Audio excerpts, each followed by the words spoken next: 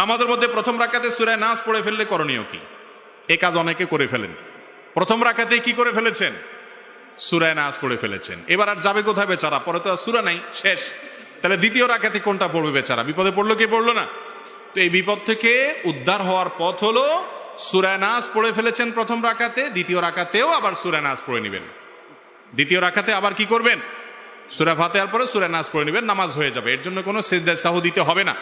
সাধারণত কোরআন তেলাওয়াতের আদব হলো, নিয়ম হলো, আপনি ধারাবাহিকতা রক্ষা করে তেলাওয়াত করবেন, উল্টা তেলাওয়াত করবেন না। প্রথম রাকাতে সূরা নাস, পরের রাকাতে কুল হুয়াল্লাহ পড়লেন বা কুলাতুল ফালাক পড়বেন, এরকম উল্টা পড়বেন না। এটা হলো সুন্নতের খেলাফ। কিন্তু ভুলে হয়ে গেছে, আপনি খেয়াল করেন নাই, বেখেয়ালে হয়ে গেছে, তাতে গুনাহ হবে না, নামাজ হয়ে যাবে ইনশাআল্লাহ। এটা নিয়ে খুব বেশি পেরেশানির কোনো কারণ নাই যে হায়রে সূরা নাস পড়ে বা দাঁড়াচ্ছি কোন দিক যাব, কোনো অসুবিধা নাই।